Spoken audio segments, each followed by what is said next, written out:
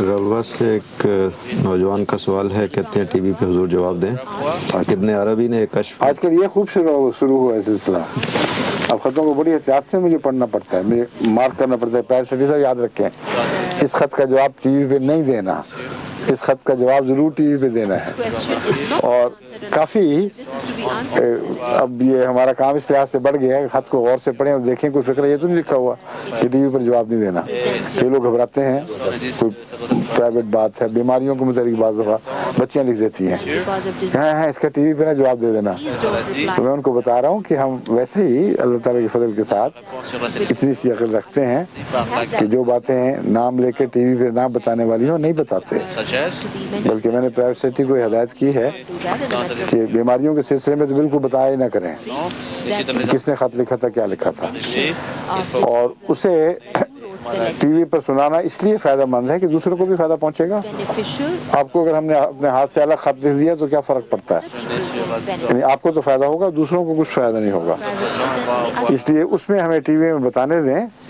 مگر آپ کا نام نہیں آتا، جگہ کا نام نہیں ہوگا، اشارہ بھی نہیں ہوگا کہ کون بچی کیا لکھ رہی ہے، یہ لکھ دیں گے کہ اس قسم کی بیماریاں اگر ہوں تو ان کا یہ علاج ہے۔ اور جماعتوں کو چاہیے کہ خطوں کے جواب سن کر ان کی فہرستیں محفوظ کرنے، اگر ریکارڈ کا انتظام ہے تو اس ریکارڈ کے ذریعے دوبارہ لکھ لینے کا انتظام کریں۔ اس کی وجہ یہ ہے کہ کئی لوگ ضروری نہیں کہ وہ اس وقت حاضر بیٹھے ہوں ٹی وی کے سامنے جس وقت ان کا جواب دیا جا رہا ہے، اور کوئی معین ہمارے پاس پروگرام نہیں ہے کہ کہیں کہ فلاں کا جواب فلاں کو آئے گا، فلاں دن کو آئے گا۔ اس لیے آپ جماعتی لحاظ سے سب انتظام کر لیں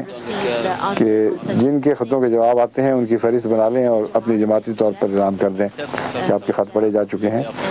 اب ڈاک بے حد بڑھ گئی ہے، اور جہاں تک میرا تعلق ہے ڈاک کو دو طرح سے دیکھتا ہوں، بہت سے خطوط ہیں جنہیں براہ راست پڑھتا ہوں، اور اس سے بھی زیادہ تعداد میں خطوط ہیں جن کی احمدی خواتین یہاں سے بہت مخلص مسلسل قربانی کرنے والی وہ آ کر ڈاک لے جاتی ہیں، ان کے خلاصے تیار کرتی ہیں، اور پھر ان خلاصوں کے وقت بھی بعض دفعہ یہ لکھتی ہیں کہ یہ تو سرسری دعاؤں کے خطوط ہیں، ان چیزوں کے لیے یہ خط ایسا ہے جو خاص طور پر پڑھنے کے لائق ہے۔ جتنی شکایتوں کے خط ہیں،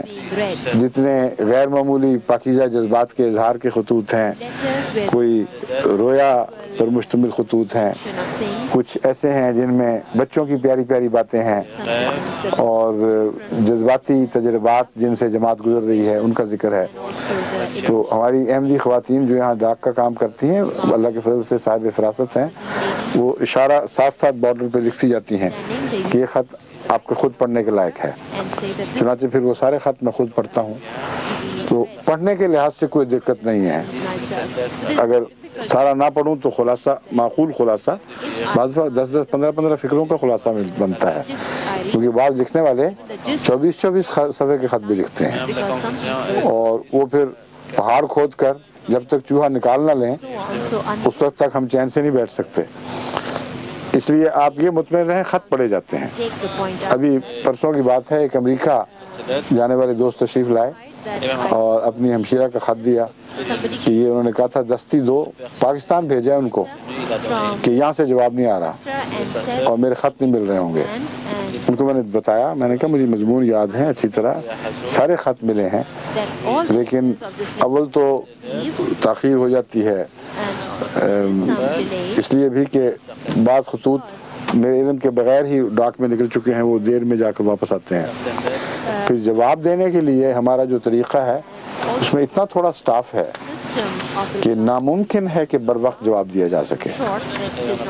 1000 خط آدمی پڑھ تو سکتا ہے، میں 1000 خط کا جواب لکھنا ہاتھ سے تو ناممکن ہے، بلکہ 15-20 آدمی بھی ہوں تو وہ بھی تھوڑے ہیں۔ ہمارے پاس 2-3 آدمی ہیں اور وہ بھی بہت سارے کام کرنے والے، بے شمار ان کے سپرد کام ہیں، دوائیاں بھی وہ بناتے ہیں، نسخے بھی لکھتے ہیں،